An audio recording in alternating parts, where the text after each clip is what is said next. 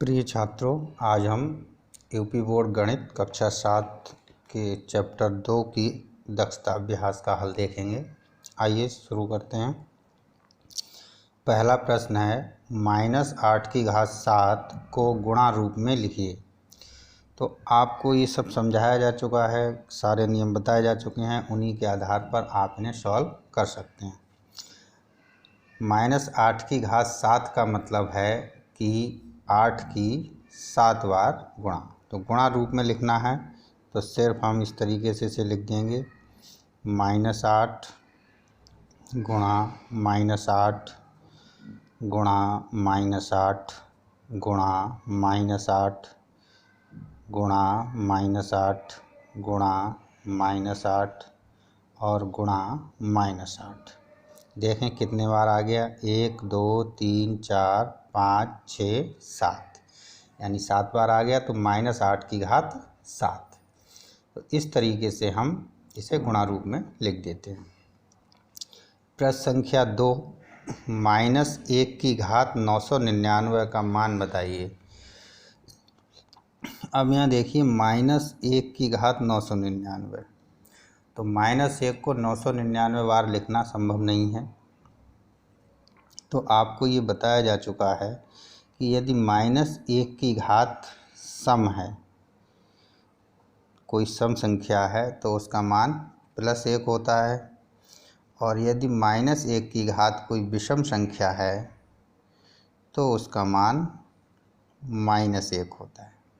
ठीक, तो यहाँ हम देखते हैं 999, जो कि हमारी 2 से नहीं कटती है। जब इसे 2 से भाग देते हैं तो पूरा पूरा भाग नहीं जाता है, यानी कि हम ये कह सकते हैं कि 999 क्या है, हमारी एक विषम संख्या है। तो -1 की घात पर अगर विषम संख्या आएगी तो उसका मान क्या होगा, -1। तो -1 की घात 999 का मान कितना आएगा, -1 आएगा। ठीक, तो बहुत ज़्यादा कठिन प्रश्न नहीं है, अगर आप करने की कोशिश करेंगे तो सारे कर सकते हैं। अगला प्रश्न देखें, प्रश्न संख्या 3, 3 की घात 8 गुणा 3 की घात 12 का आधार 3 पर घातीय संकेतन लिखिए। तो 3 की घात 8 और 3 की घात 12 आपको बताया जा चुका है कि गुणा में घातें जुड़ जाती हैं यदि आधार समान हो, यानी a की घात m गुणा a की घात n। तो ये क्या होता है, a की घात m प्लस n। तो यहाँ पर देखें आधार आपके समान है, तो ये हो गया 3 की घात 8 प्लस 12, यानी ये हो गया 3 की घात 20। ये आपका आंसर हो। प्रश्न संख्या 4, 9 की घात 7 भाग 9 की घात 3 का आधार 9 पर घातीय संकेतन लिखिए। यानी 9 की घात 7 भाग 9 की घात 3। तो इसे हम लिख सकते हैं 9 की घात 7 बटे 9 की घात 3। आपको ये नंबर बताया गया है a की घात m बटे a की घात n। तो ये होता है a की घात m माइनस n, यानी कि यहाँ होगा 9 की घात 7 माइनस 3।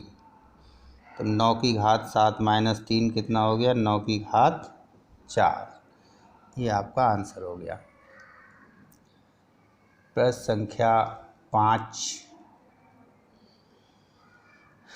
8 की घात 5 माइनस 5, बहुत ही सरल है। 8 की घात 5 माइनस 5, तो 5 में से 5 घटाएंगे तो 8 की घात 0, और किसी भी संख्या की घात 0 होती है तो उसका मान 1 होता है। ये नियम आपको पहले बताया जा चुका है। प्रश्न संख्या 6, 2 की घात 3 की होल घात 8। तो इस तरीके के जो प्रश्न हैं, a की घात m की घात n। ठीक, ये नियम आपको ध्यान में आना चाहिए, a की घात m गुणा n हो जाता है। तो यहाँ क्या हो जाएगा, 2 की घात 3 गुणा 8 यानी कि हम इसे लिखेंगे 8 तियाँ 24। तो उत्तर आएगा 2 की घात 24। प्रश्न संख्या 7, -128 को -2 के घात के रूप में व्यक्त कीजिए। तो 2 के घात के रूप में व्यक्त करना तो 128 के सबसे पहले हमें गुणनखंड करने होंगे। तो हम देखें 128 के गुणनखंड कर लेते हैं। 2 से काटते हैं, 2 छंग 12, 2 चौक 8, 2 तियाँ 6, 2 दूनी 4, 2 एकम 2, 2 छंग 12, 2 अट्ठे 16, 2 चौक 8 और 2 दूनी 4, 2 एकम 2। तो इस तरीके से कितने बन गए, 1 2 3 4 5 6 7। यानी कि ये बना -128 को हम लिख सकते हैं। 128 को क्या लिखा जा सकता है, 2 की घात 1 2 3 4 5 6 7, 2 की घात 7। अब देखिए यहाँ पर माइनस है, इसको भी हमें लिखना है, -2 के घात के रूप में व्यक्त करना है। ठीक है, तो यदि हम यहाँ -2 की घात लिखते हैं तो ऋणात्मक संख्या की घात क्या हो जाएगी, विषम हो जाएगी। तो जब विषम घात होती है तो उत्तर हमारा ऋणात्मक आता है। तो यानी कि इसको हम ये भी लिख सकते हैं -2 की घात 7। ठीक, क्यों? क्योंकि ऋणात्मक संख्या की घात जब विषम होगी तो उत्तर माइनस आएगा और घात सम होगी तो उत्तर प्लस आएगा। तो यहाँ पर हमें क्या लेना है, ऋणात्मक आंसर आना चाहिए। इसलिए ऋणात्मक संख्या की घात विषम होगी तभी आंसर ऋणात्मक आएगा। तो हमारा उत्तर भी हो गया। यहाँ पर -2 के घात के रूप में हमने इसे व्यक्त कर दिया, -2 की घात 7 आएगा। ठीक है, प्रश्न संख्या 8 देखें। प्रश्न संख्या 8 में 7/9 की घात 2 भाग 14/3 की घात 2 को सरल कर मान ज्ञात कीजिए। तो देखें भाई यहाँ पर क्या कर सकते हैं,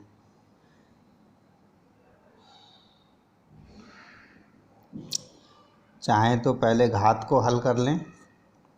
ठीक है, तो अगर इसे हम घात को हल करेंगे तो ये हो जाएगा 7 की घात 2 बटे 9 की घात 2 भाग 14 की घात 2 बटे 3 की घात 2। इस तरीके से अब भाग के चिन्ह को हम हटाना चाहें, 7 की घात 2 बटे 9 की घात 2 भाग को कर दे गुणा, तो ये वाली संख्या उल्टी हो जाती है, 3 की घात 2 बटे 14 की घात 2। इस तरीके से हम इसे लिख सकते हैं। ठीक है, देखें 7 की घात 2 को क्या लिख सकते हैं हम, 7 गुणा 7, और 9 की घात 2 को 9 गुणा 9 इस तरीके से कर लें, गुणा 3 की घात 2 को 3 गुणा 3 और 14 की घात 2 को 14 गुणा 14। काट लें यहाँ से, 3 तिया 9, फिर 3 एकम 3 और 3 तिया 9।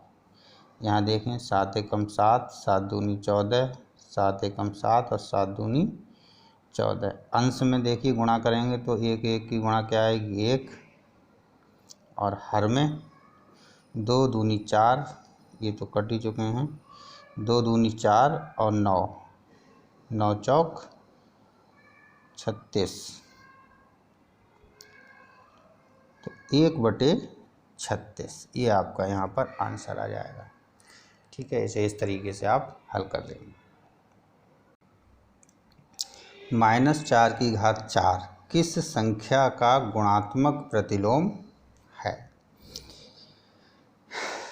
भाई गुणात्मक प्रतिलोम क्या होता है, जिससे कि गुणा करने पर गुणनफल 1 आ जाए। तो -4 की घात 4 किस संख्या का गुणात्मक प्रतिलोम होगा, तो गुणात्मक प्रतिलोम ये हो जाएगा 1/4 -4 का ये गुणात्मक प्रतिलोम होगा। इसे अगर आप ऊपर लेना चाहें तो आप इस तरीके से भी लिख सकते हैं -4 ठीक है।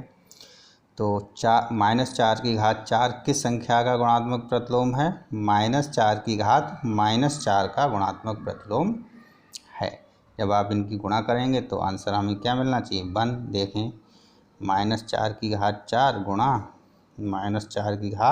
-4 आधार देखिए समान है, तो -4 प्लस -4 4 हो जाएगा, यानी -4 यानी कि 1 आ गया।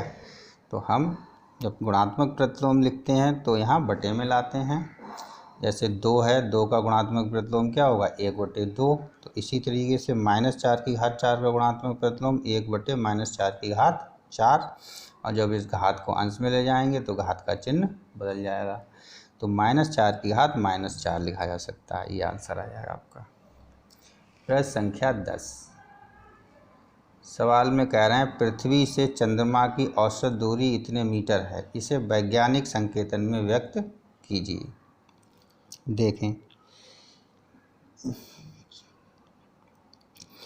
38, 44, उसके बाद कितने जीरो हैं? 2 2 4 1 5 जीरो हैं। 1 2 3 4 5। अब इसे वैज्ञानिक संकेतन में लिखना है हमें। तो वैज्ञानिक संकेतन में हम कैसे लिखेंगे कि हमारा दशमलव कहाँ आएगा? 3 और 8 के बीच में। तो इस समय दशमलव कहीं भी नहीं है, तो इस प्रक्रिया में दशमलव को हम अंत में समझते हैं। कहाँ समझते हैं? यहाँ पर मानते हैं। जब यहाँ से दशमलव कहाँ पहुँचा? यहाँ पर, यानी कि ये कितना आया? 3.844। ठीक, तो 3.844 है ये, यहाँ पर दशमलव आया, तो इसे घात में कितना लिखेंगे? यानी यहाँ दशमलव आपका था तो ये कितने अंक बाईं ओर घट गया? 1 2 3 4 5 6 7 8 8 अंक बाईं ओर खिसका, यानी 10⁻+8।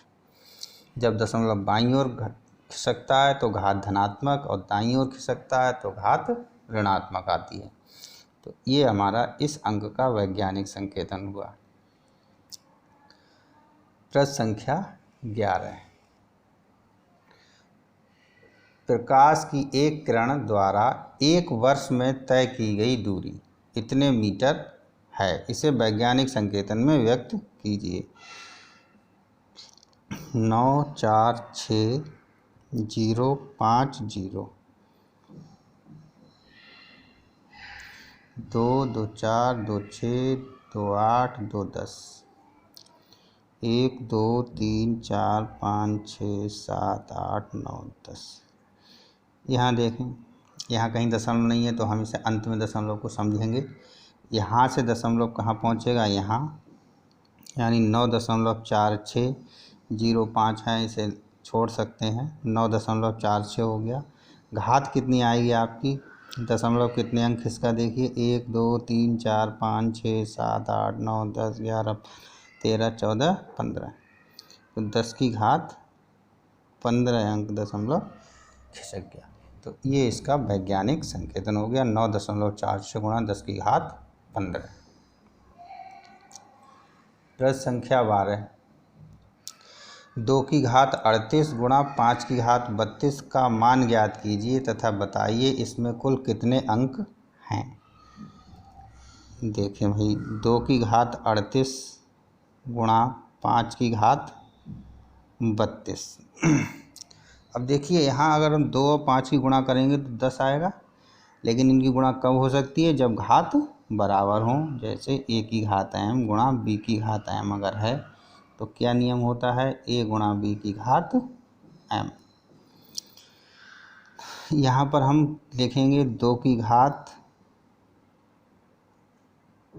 यहाँ लिख लो 2⁻32 गुणा 5⁻32, तो समान हो गए। अब इसमें कितने बचे? 6 बचे, तो यहाँ 2⁻6 कर लो। 2⁻6 गुणा 2⁻32, गुणा में घातें जुड़ती हैं, तो 2⁻6 गुणा 2⁻32 कितना हो जाएगा मिलके? 2⁻38।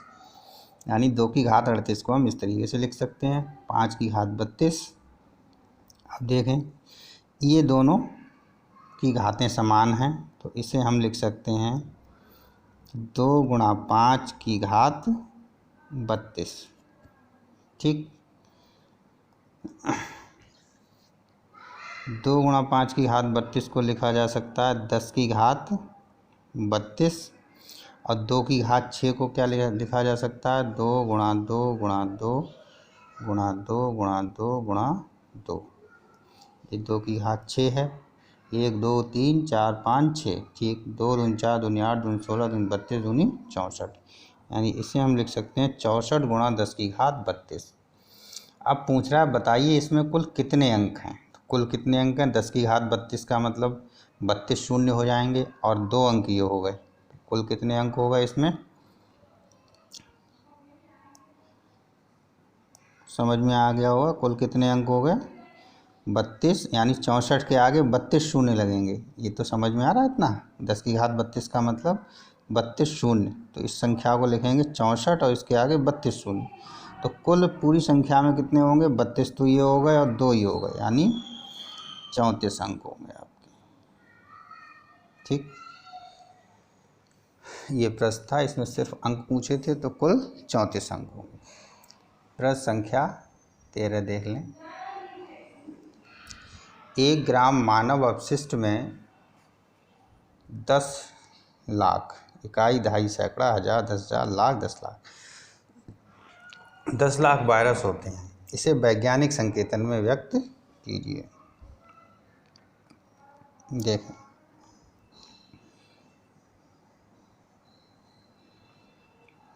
कुल 6 अंक हैं।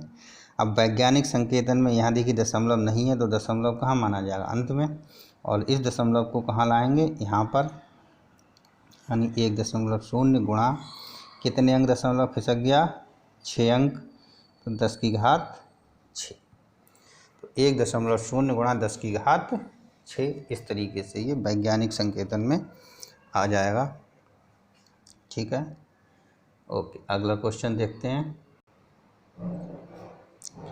गांव के एक स्कूल में विश्व स्वच्छता दिवस पर बच्चों से हाथ धोने का अभ्यास कराया गया।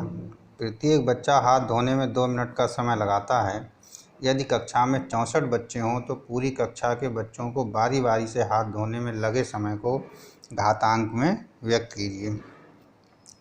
तो देखिए, एक बच्चा जो है 2 मिनट लगाता है, तो 64 बच्चे कितना समय लगाएंगे, अधिक समय लगाएंगे। तो अधिक समय के लिए क्या करते हैं, गुणा, कुल समय कितना हो जाएगा, 2 मिनट लगते हैं, कुल 64 बच्चे हैं, दोनों की गुणा करा दी, 2 गुणा 64, तो 2 चौक 8 और 2 छंग 12, 128 मिनट आपको लगेंगे सारे बच्चों को हाथ धोने में। ठीक है, अब इसको हमें घातांक में व्यक्त करना है। तो घातांक में व्यक्त करने का मतलब है 128 मिनट, तो इसे हम 2 की घात के रूप में गुणनखंड करके लिख सकते हैं घातांक में। 128 के गुणनखंड कर लो, 2 छंग 12, 2 चौक 8, 2 तियाँ 6, 2 दूनी 4, 2 एकम 2, 2 छंग 12, 2 अट्ठे 16, 2 चौक 8, 2 दूनी 4, 2 एकम 2, तो 1 2 3 4 5 6 7, घात कितनी आएगी, 2 की घात 7 मिनट। घातांक रूप में लिखेंगे हम 2 की घात 7 मिनट। इस तरीके से हल कर लेंगे। अगला प्रश्न देखते हैं, प्रश्न संख्या 15। एक कस्बे की आबादी के अधिकांश लोग श्वास की बीमारी से ग्रस्त हैं।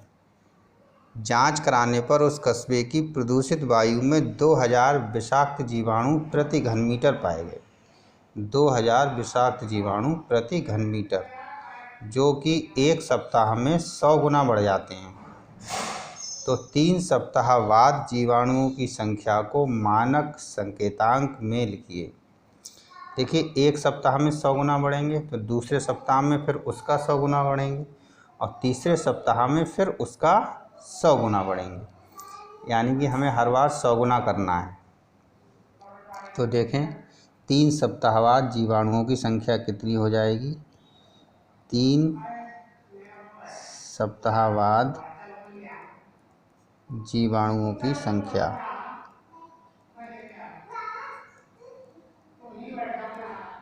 ये हमें ज्ञात करना है।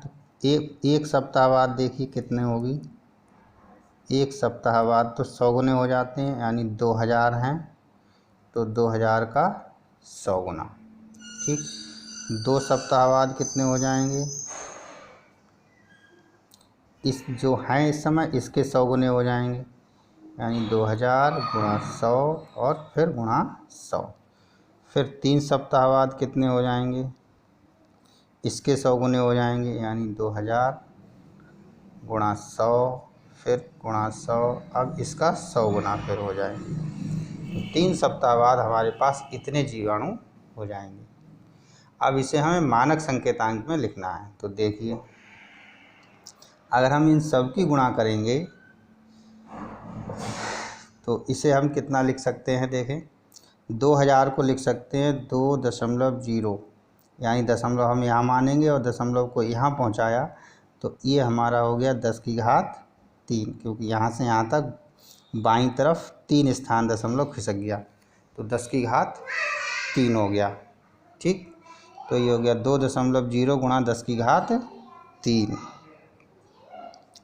100 को क्या लिख सकते हैं, 10 की घात 2, 100 को 10 की घात 2 और 100 को 10 की घात 2।